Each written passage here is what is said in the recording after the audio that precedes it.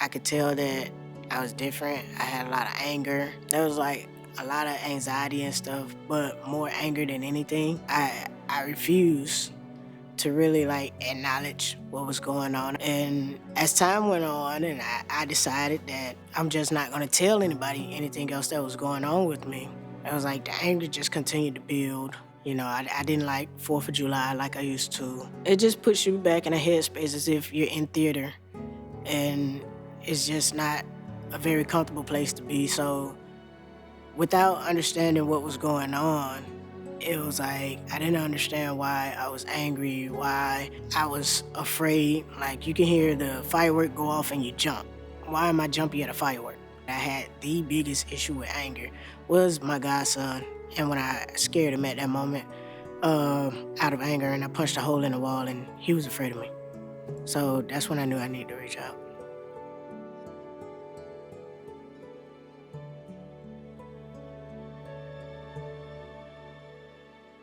I would always see the commercials for Wounded Warrior Project. It was always something like, like a Purple Heart recipient or something like that. And I don't have a Purple Heart.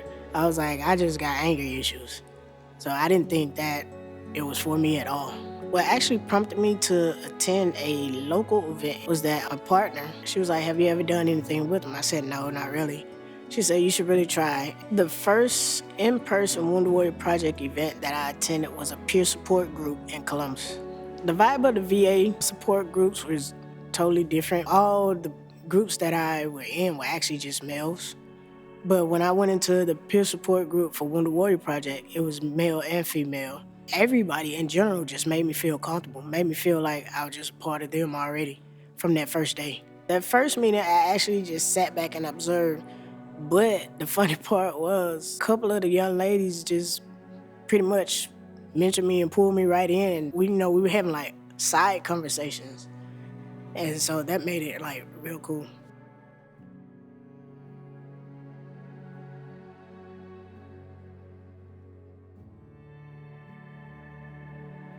I just knew I had some things that I had to deal with within me. I can't be a better person for everybody else, especially my family, if I can't be a better person for me. It is through them that I found Warrior Care Network because I was telling them that I wanted to do something different. When the Warrior Project had someone from the Warrior Care Network that would reach out to me, they said, we're gonna find out which program, which particular facility are you a fit for? So they did like interview type deal, to find out everything that's going on with you. Where I was speaking to the young lady and she was like, I think you'll be a good fit for our Emory program. It's a 2-week intensive outpatient program where you go in and you focus on your PTSD. Everybody has like different things and different people that they speak with. You might speak to a social worker or you might speak to an actual psychologist, psychiatrist. And then on some of your break time, what they do is they set you up for like acupuncture or yoga or fitness.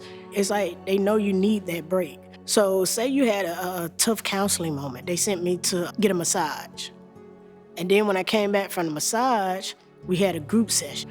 And then they had one time where we had a group session where over the phone we can bring somebody that we wanted to speak with. I brought my partner over the phone and it was just things like that. It was like different things they keep you engaged with in those 2 weeks. Psychologist there, she spoke with me and she was like, Sam, you have to sit and process everything.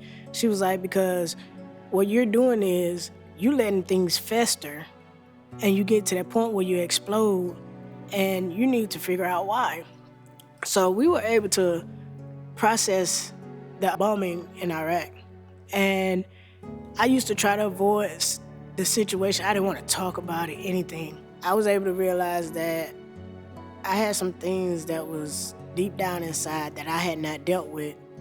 I literally focused on what was bothering me.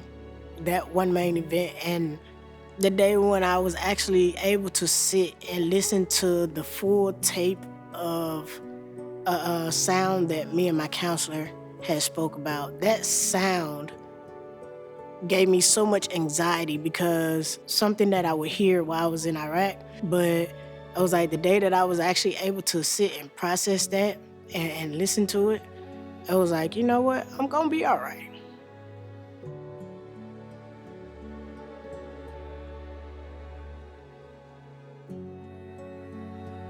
When you go back to your normal life, they still reach out to you and contact you, ask you how you doing. And then it was like shortly after I was done with the program, we were still checking in a group setting, still trying to make sure that we were okay. Sometimes that anger does come back. Like I said, you don't completely heal, but you heal enough to where you feel like yourself. Everybody gets angry. You just have to sit and process it and realize what's going on with you and why does it make me angry? Why does it irritate me? Why does it gives me anxiety?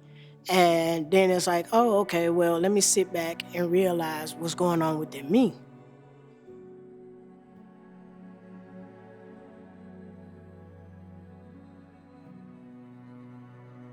Then I realized that honestly, not only was this changing the outer world for me, but it was changing my inner world. It's okay to be afraid. It's even okay to be triggered. But the biggest thing is you have to face your fears. You have to know your triggers. And if you don't face your fears and know your triggers, then you'll never get to a point where you feel like yourself or like your old self. I found out so much more about myself during that 2 weeks than I have in a long time.